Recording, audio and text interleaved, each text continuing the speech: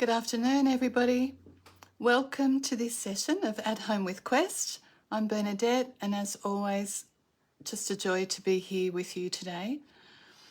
So I'd like to talk about thinking about Mother's Day coming up in Australia anyway, next weekend, Mother's Day, and thinking about a sense of connection and family and relationships and that kind of thing. So I'd like to talk today about having that sense of belonging, having that sense of connection, and how we might cultivate that ourselves, even if we have conflict in our environment, even if we have conflict and a feeling of separation. How do we actually cultivate that sense of belonging? So that's the plan for today, and I'd love you to add any comments or add any questions or contribute in any way, because we've got an hour to be together, and you can, if you're watching this live, and hello to those of you who are, I can see some names there, or if you're going to watch it later, just thinking about that sense of how we feel separate and where does that begin, and how we might make that return journey to feeling a sense of connection to ourselves and our circles. So we're going to begin with, as always, a coming together, a little moment, a few moments of dropping in and making that connection to ourselves. So let's take a moment. Thank you, Glenn, for reminding me you're from Guringai country. I'm here in Dharawal country in Wollongong. So this land, we belong to this land. Some people have a real sense of belonging. We might not all have that sense of belonging, at least to the land, but we're going to explore how we might create that. So let's drop in wherever we are and welcome ourselves, and always remembering that all parts of us are welcome. Any of our tiredness, any of our distraction, any of our discomfort, any of our busyness, any of our sense of aloneness, whatever it is, all parts of us are welcome here. So let's be with that, whatever is, and dropping, as always, into a sense of, could I be 5 or 10% more comfortable physically? Is there anywhere that I could soften or relax or make myself feel a little bit more supported?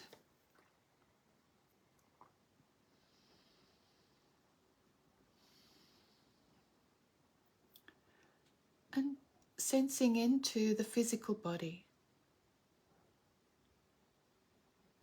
where your body's in touch with the very surface that supports you.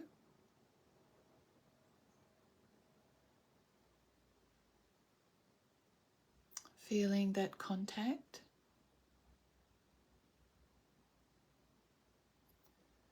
Feeling what's underneath and behind you, under your feet, behind your back, whatever surface you're resting upon, can you really rest into that?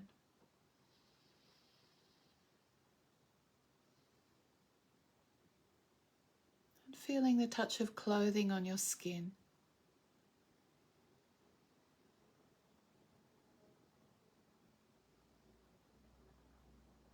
And notice where it might feel a bit tight, where it's looser.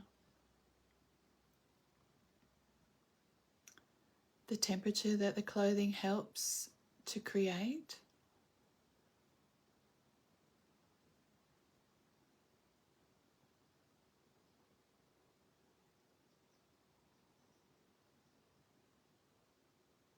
A touch of air on your skin.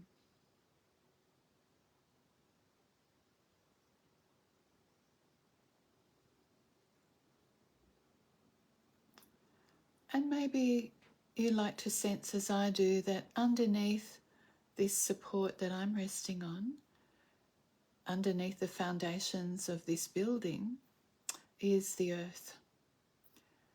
And if nothing or no one in your life supports you, the earth does. So resting toward that support of the earth right here now.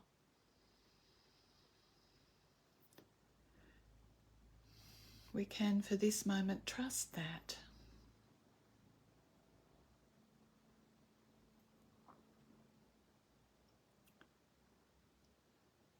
And noticing any sounds around you. I'm noticing the sound of my own breathing through slightly blocked nose. You might notice other sounds around you, sounds that are close by, sounds that are further in the distance. What sounds are in your soundscape? Not thinking about them, just noting them as if you were collecting sounds.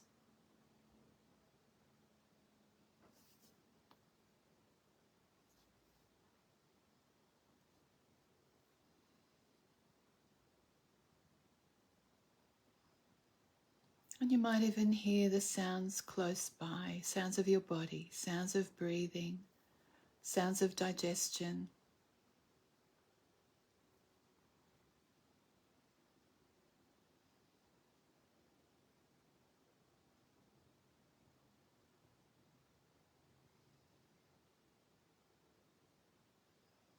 And thoughts come and go naturally, because that's what the mind does. Or feelings, we're bored, we're interested, we're relaxed, we're sleepy, whatever it is, this is passing through.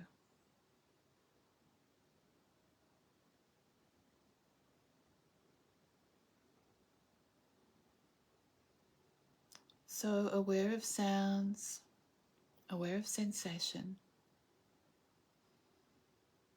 aware of thoughts.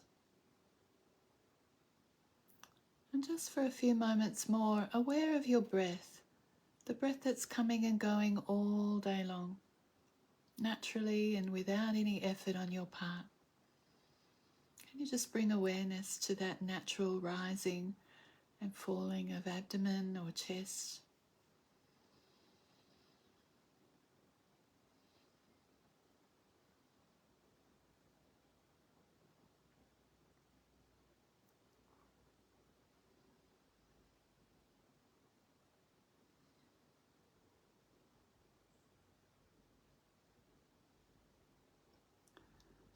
And then welcome everything.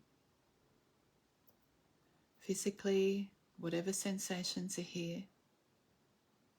Mentally, whatever's happening in the brain, in the mind. All the sounds that are around this moment.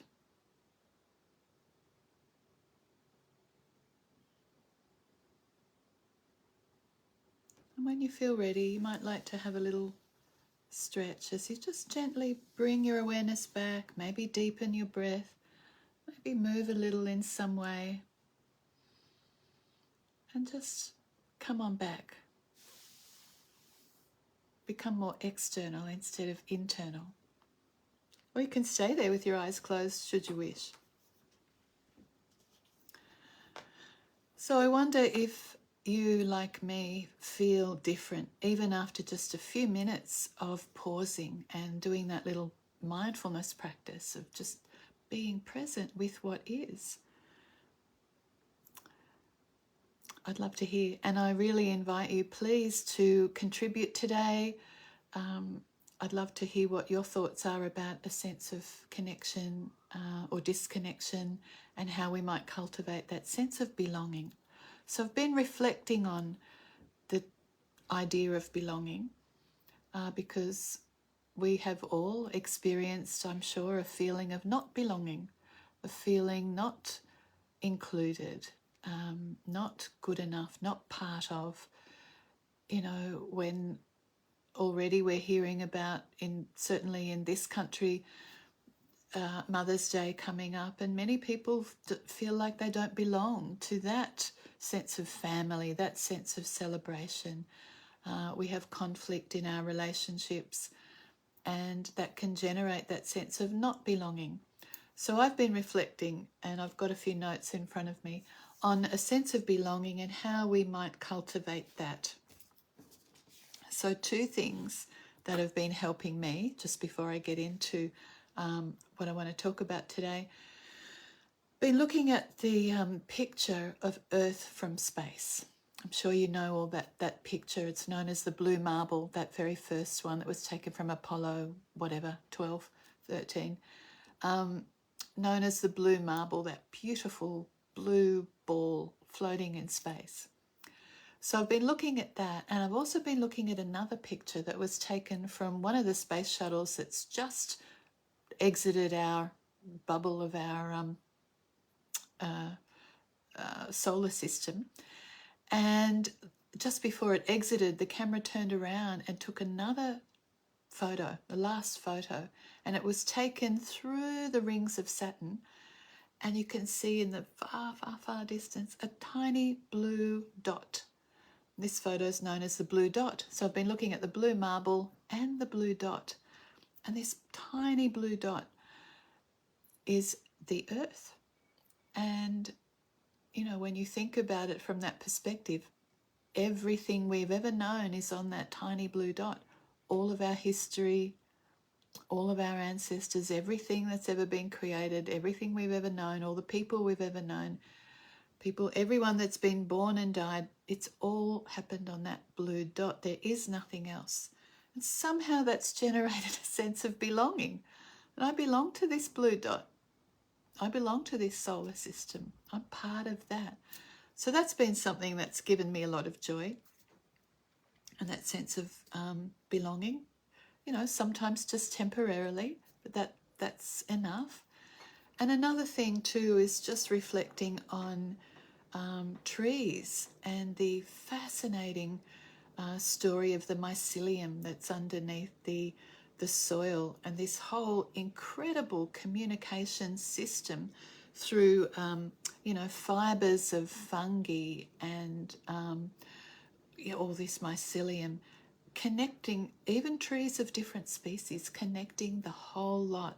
And it's this incredible kind of internet, this communication system, but also where they exchange and offer nutrition, often from the older trees to the younger trees. I mean, it's just this incredible web of connection.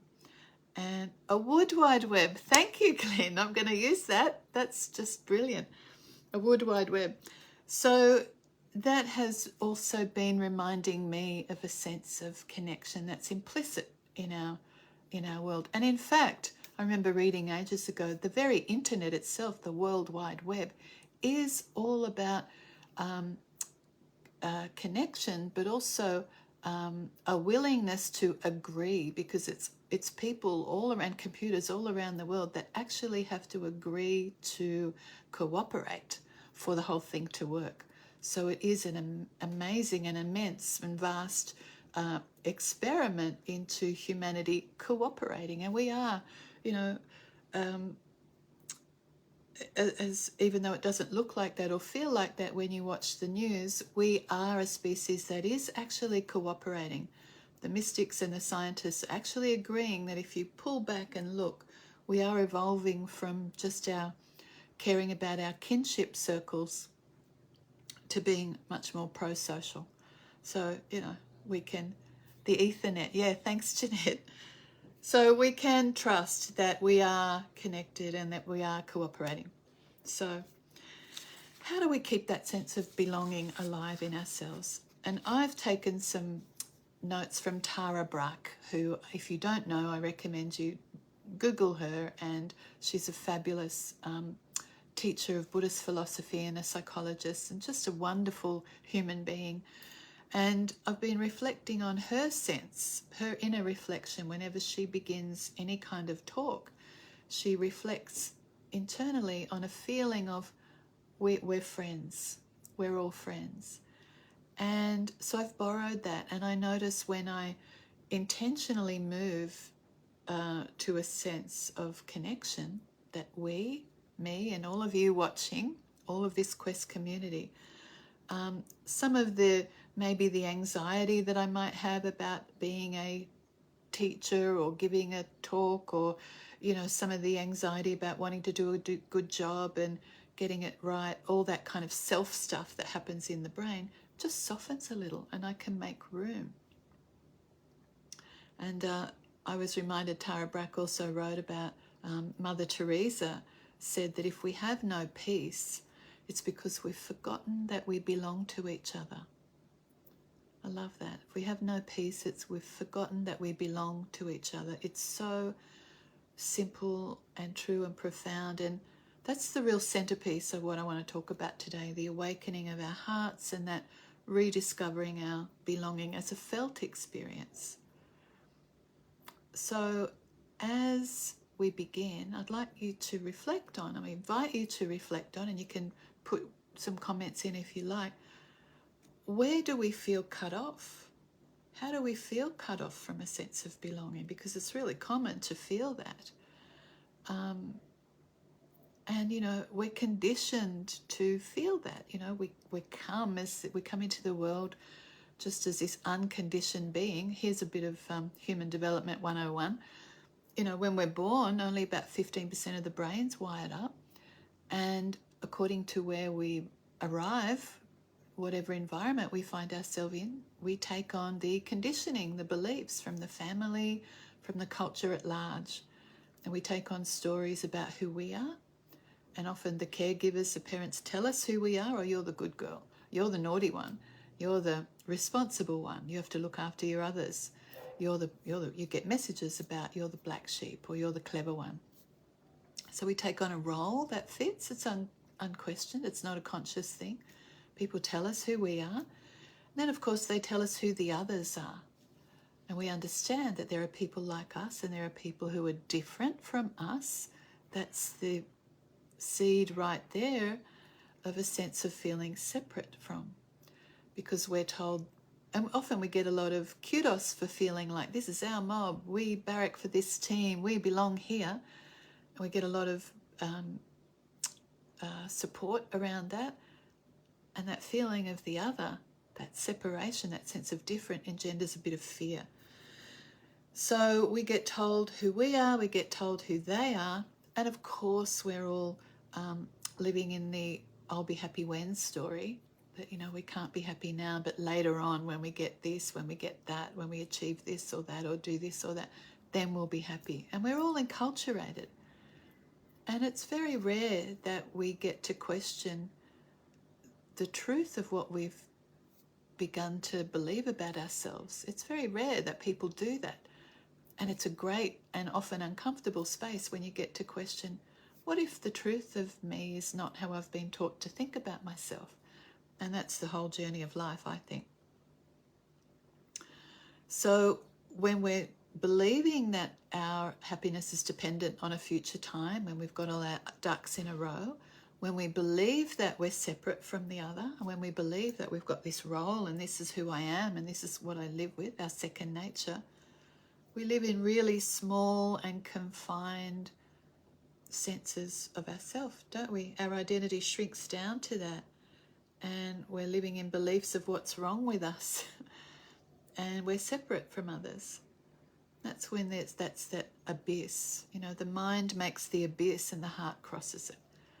So when we can't connect to our aliveness and we're stuck in limited stories about ourselves, then we're not feeling the vitality in our bodies. We're not open to the dimensions of our heart. Our minds are not open. We're living in a very small kind of world.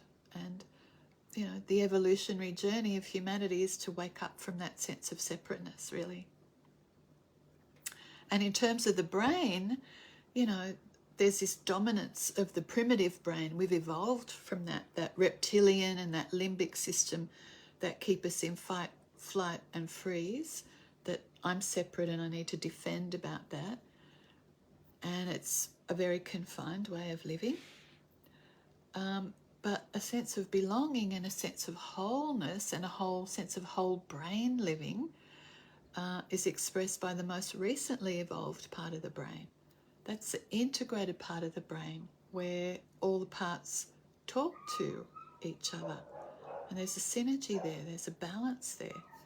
So the movement from the primitive, separate feeling part of the brain to this sense of wholeness is where we can befriend whatever is happening. And we all do that. It's not our personal failing. We've all got that survival brain. Every one of us listening right now operates often from the back of the base of our neck, that reptilian brain. It just takes over, where we get stressed, where we get activated. It's calling the shots. And we're walking around with this reptilian brain that's in fight, flight, freeze, separateness. Pardon me. And this brain makes all those distinctions. And it dominates. And how do we get back? So remember, it's not our fault. Take that on. It's the culture. It's our caregivers. It's genetics. Some of us have a harder time feeling like belonging. Some of us are more prone to depression or anxiety. And if we've had trauma, that really severs your sense of belonging. And there are huge groups of people in the world with generational trauma. And, think of slavery and all that. It's still happening. So, and we belong in a culture. Yeah, thank you, Mary. COVID has impacted our sense of connection and continues to. Just trying to see the rest of your comment there. Yeah, thank you, darling. Absolutely. So it's not our fault if we're feeling connected. When we think about how our caregivers parented, if we had parents, caregivers who weren't able to really attune with who we are, they weren't able to nurture us, because it's not survival of the fittest, it's survival of the nurtured. If they weren't able to be nurtured, and maybe they weren't nurtured, we might have a lot of less than perfect attachment. If they had a lot of criticism, they pass on a lot of criticism. So instead of feeling a sense of belonging to our own bodies and our own families and our own hearts, we all develop coping strategies that perpetuate separateness and keep us in that little bubble of not belonging. And we've all got coping strategies, and some are about controlling, and some are about pushing away what we don't like. And it's all about meeting our unmet needs so that we can feel safer.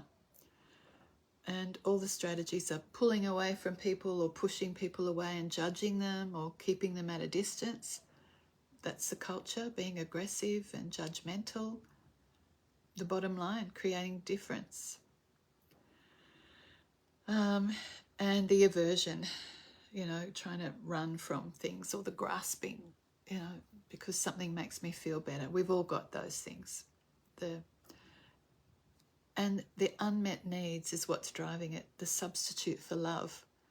Could be food, could be drugs, getting approval, getting more power. False refuges, they call it in the Buddhist problem. And these are the best coping strategies we have until they don't work. We become habituated, we get used to it, we get hooked on them, but they don't help us cross the abyss from the mind to the heart. So let's think about now, just maybe drop in without any kind of judgment, but just noticing what's happening. You might want to close your eyes. Just noticing what's happening now in your body as I'm talking about that sense of separateness and the strategies that we use to push away those feelings and that also reinforce those feelings of separateness.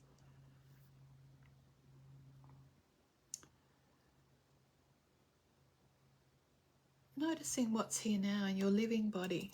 Can we reroute our attention and connect with the heart right now and the places that we have pushed away in ourselves?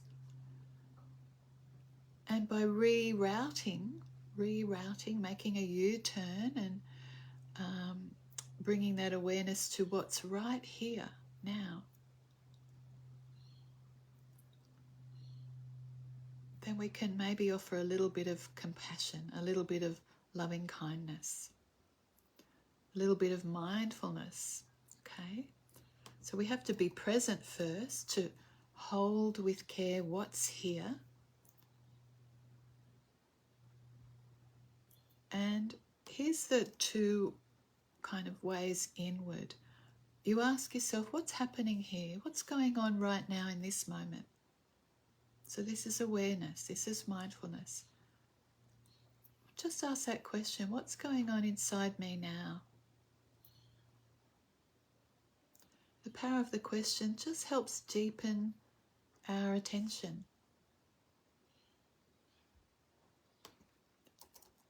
And the second question is, can I be with this with kindness? So you just sense what's happening inside right now. And that first question brings up a bit of interest, a bit of curiosity. And the second is tenderness. Can we bring that quality of tenderness? And that is how we begin to establish belonging again. This belongs, no matter what it is, this belongs. So we begin to reroute ourselves in the body, in our hearts. We're crossing the abyss. So I wonder, how was that simple, really? That's the first way of bringing that sense of belonging, because you start to come back to yourself. What's happening? You bring up that curiosity, that interest. And then the second thing is you add compassion. And these are the two wings of any kind of awareness training. Making that U-turn and rerouting yourself back in the body. So I wonder if you've got any experience. And thank you, Maria. False refuge is such a great label. I really like that. What do we take refuge in? Because refuge is meant to be a safe place, something that gives us solace. And often our coping strategies do that. They give us a safe place, they give us solace, but it may not be sustainable. It may not be for our best interest. So does that make sense? Just being with what is happening right here.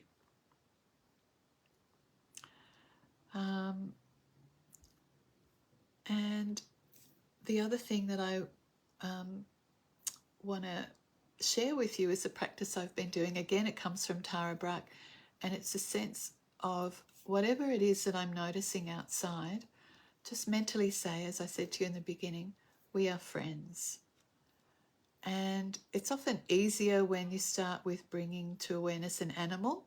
You know, I walk on a beach, I walk on a dog beach, and sometimes they're big scary dogs and sometimes really friendly dogs. But I have a sense of whatever animal that I'm encountering. It could be a bird, whatever animal I see. There's a kookaburra that comes to my place every morning, and I just have that little feeling, but I sometimes say it to myself, we are friends. We are friends. And it just helps me establish that sense of connection to the world around me. And this is a powerful antidote for when we're feeling disconnected. So this is talking today about how we cultivate that sense of belonging. This is what I've been doing, and I offer this one to you. We are friends. And there's a tree. I like to do it with trees too. There's a beautiful tree outside my house, and I just commune with that from time to time. I just have that sense of we are friends. We are friends. So that brings me back. And then to the people in my circles who I do get on with, who I have a sense of connection with, I can reinforce that for myself. We are friends. I can bring these people to conscious awareness and just state that to myself. We are friends. It's a little trickier when it comes to the people with whom there's conflict.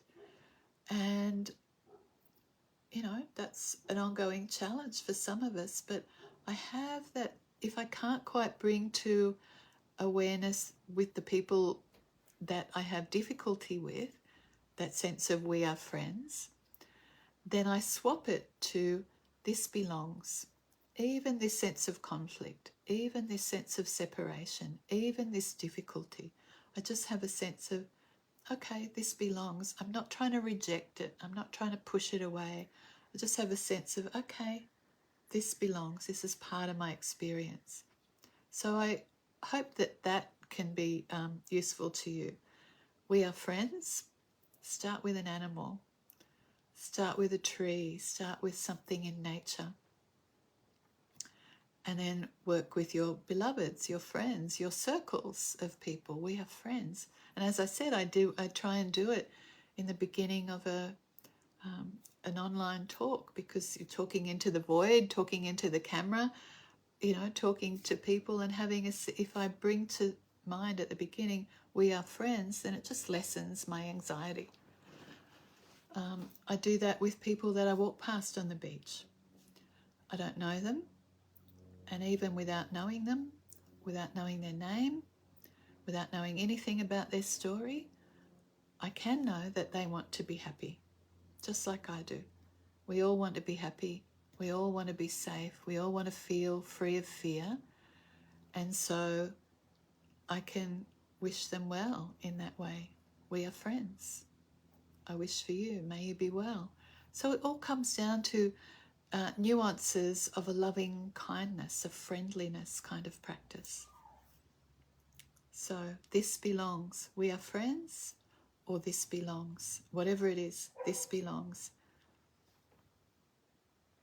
Thank you, Maria. It is helpful to accept. We're accepting the situation. We're no longer pushing it away. That's what keeps us feeling separate, that aversion, and it wastes a lot of energy. So this belongs. This is part of it.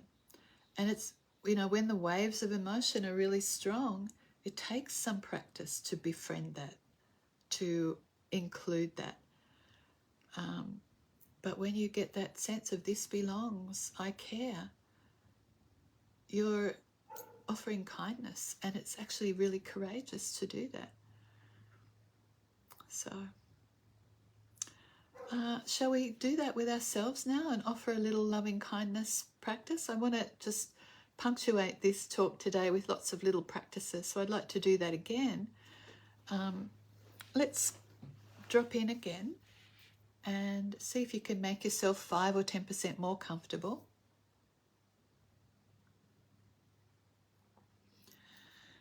And just dropping into what's present for you now.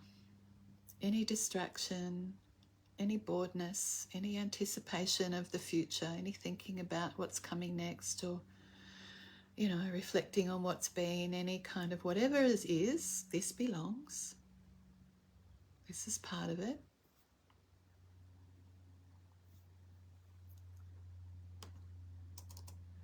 And tuning into the body, whatever sensations are present, some areas that feel uncomfortable, some discomfort, some places that feel okay.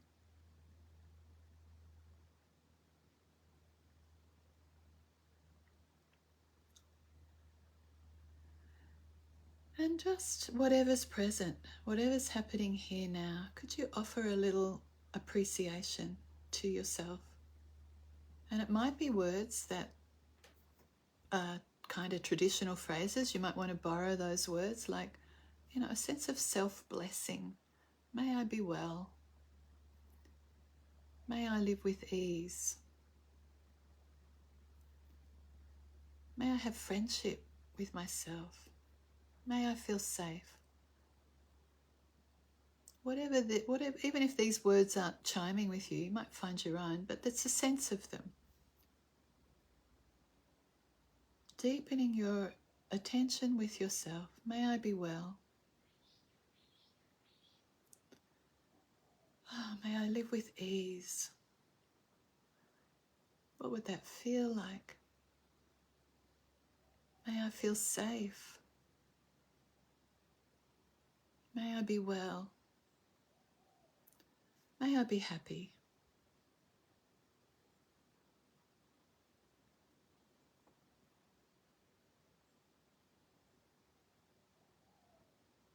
Just notice how that feels.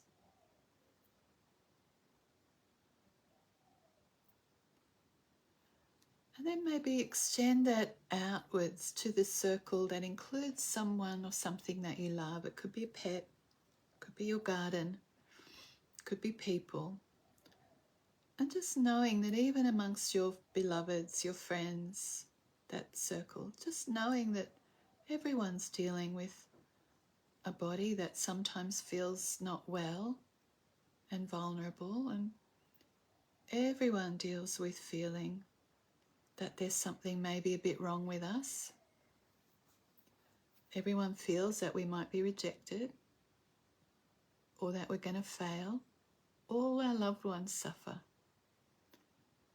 All of us deal with insecurity. All of us deal with loss, and all of us find it hard. And yet can we see the spirit of love shining through, that sense of we all belong. We're all friends here. And let's wish them well. May you live with ease. May you feel the sense of belonging. May you be happy.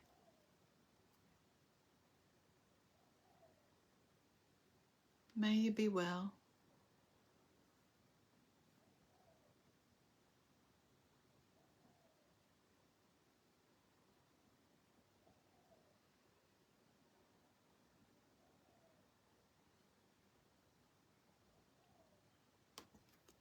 May you be well.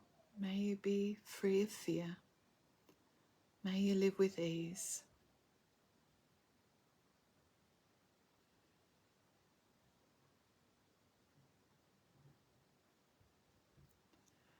And then let's just extend that out to the whole little blue marble floating in space, to that little blue dot in this incredibly vast solar system. This little blue dot on which everything we've ever known has happened. And just knowing all of us deal with pain and we all struggle.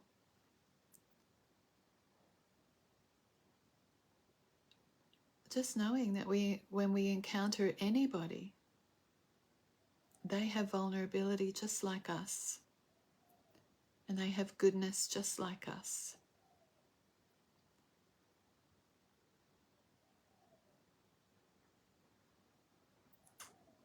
So let's extend that. May they be well. May they feel a sense of belonging.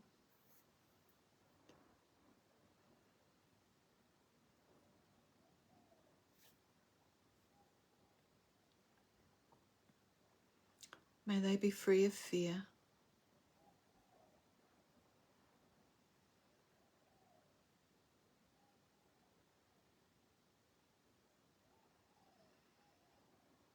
Notice your breath and notice what's happening in your body.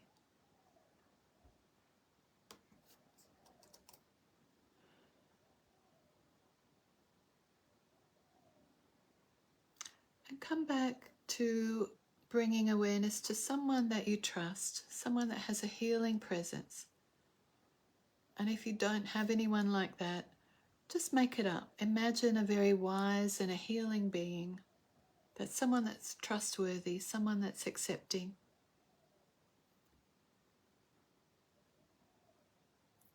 And if you've ever felt in that caught, stuck place,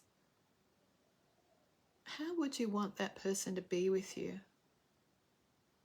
In your imagination, what would be most comforting? What would be most healing? How would they let you know?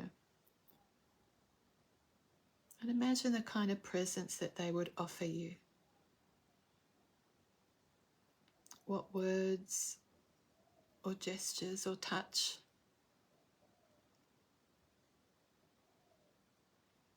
What would they say to you or tell you?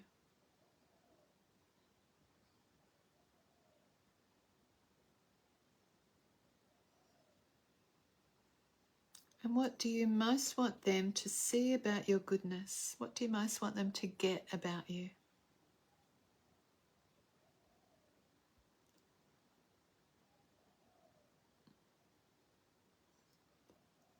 And what does that feel like? That being seen, being in that field of loving kindness.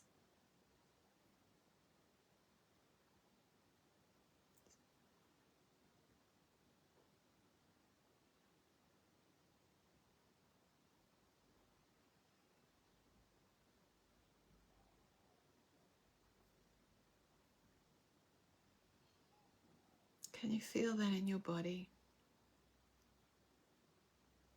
Being in that field of loving kindness, having crossed the abyss into the heart space.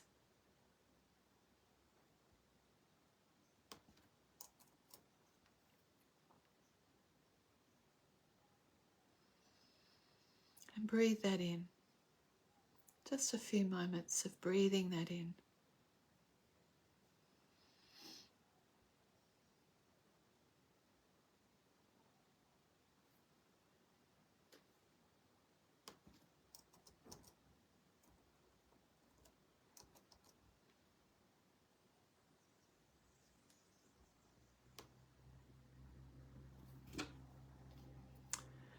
And when you feel ready, bring your awareness back here. And how is that when you just, in your imagination, bring up that sense of acceptance, of being in a healing presence? I think that's a real way home, a real way to create that sense of belonging. So I wonder how that was for you. And I'd like to say again that to remember, thank you Maria, it's peaceful, yeah. Remember that it's not your fault. You know, the more trauma or stress that we've had in our lives, the more we pay attention to what's not working. It's a really self-centered way of protecting ourselves. It's the way we're designed, you know, it's not our fault. But we can and we have to intentionally train ourselves to look at the world and look at what does work, to take in the good, if you like. So it's a bit of a trick. And, you know, I've been training myself sometimes when I do things on Zoom and you have a whole lot of people's faces on Zoom, to just look into people's eyes. And, you know, not just on Zoom, but in life. I was at a funeral recently, some family, extended family I didn't know. And just the time of looking into people's eyes and really being there and sensing their presence. Who are they beyond that field of what they're saying and what they're expressing? And we belong. That's where that sense of connection comes. And when we can do that for ourselves, you know, firstly, what's going on here? And can I be with that with kindness? What would happen if I could be with that with compassion? Then we get to do that with others. We get to notice their vulnerability. We get to see their insecurity. We get to see all their unmet needs.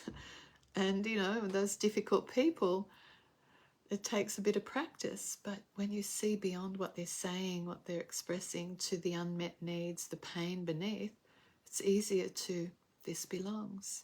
We are friends. So I think that's what I want to finish on. I think that's the most useful when, you know, talking about connection and a sense of belonging. When we feel like we're not belonging, when we feel like we're not connected, and when we're at odds with other people, when we're thinking you're wrong, you're bad, you don't understand, you need to change. Have you had that lately? I certainly have. There's an unmet need going on inside us. And until we can find a way to kind of come back to belonging, we've got to make that U-turn again. Can we get in touch with our own unmet needs? And can we bring kindness to it? And from that place, we begin to see more clearly. And there's a story, and I'm trying to see if I've got it written down here. I don't know, but Ram Dass, which is a great teacher who passed a few years ago, Ram Dass said, when you go out into the woods and you look at all the trees, you know, and you go out into the bush, you see all these amazing different kinds of trees, and some of them are straight and tall, and some of them are bent and out of shape, and some are evergreens and whatever, deciduous. And But when we look at the trees, we allow it, whatever is there. You know, if it's bent and a bit crooked or it doesn't look quite right, we just kind of understand, oh yeah, it didn't get enough light, that one. Didn't grow straight. There was a rock in its roots. We don't get emotional about it, really. We just allow it. We appreciate the tree. And he says when we get near humans, we lose all of that. And we're just constantly saying, you're too this, you're too that. And the judging mind comes in. And so Ram Dass said, practice turning people into trees, which means just trying to appreciate them as they are. And that takes work. So, you know, what I want to invite you to do is whenever you sense there's conflict, there's some unmet need going on. And, you know, we're all trees, we're all perfectly formed, and that can just sort of begin to soften a bit and open our perspective. And when you keep coming back to what are my unmet needs and bringing compassion to that, we have a bit of space to move forward into that open-hearted and, you know, friendly, loving kindness space. So that's really it, the intention to drop back in, to take a moment to hold your own life with your own awareness and the quality of the awareness, the quality of the care that you bring, to befriend your own life. Whatever's going on here now, can you bring curiosity to it? And then can you be with it with a little kindness? And that's how we love our life and love ourselves into healing. And then we get to widen it out to all of those, because we all belong. We're all on this little tiny blue dot floating in space. So I think I'm going to leave that there. I think that's all I want to say. But I hope for you, whenever you have that feeling of feeling disconnected, that you can come back to connecting in with yourself. And remember, we're all trees. We're all perfect just as we are. Whenever there's conflict, there's an unmet need. And if you can't walk around with that sense of we are friends to whatever it is you're meeting, who you're meeting, then could you come to it with a sense of this too belongs. This is okay. I might not like it, but it is part of the experience. And when there's less resistance, there's more peace. So thank you, everyone. Trust we're all doing this together, this discovery of how to live with greater kindness and greater ease and more awakeness. Thank you, Maria. We are friends. And it's truly, truly a blessing to be able to be reminded of that in such good company. So I wish you a beautiful afternoon or morning or day, evening, wherever you are. And I look forward to meeting you again soon. May we all be well. May we all unite in fearless friendship. Thank you. Bye.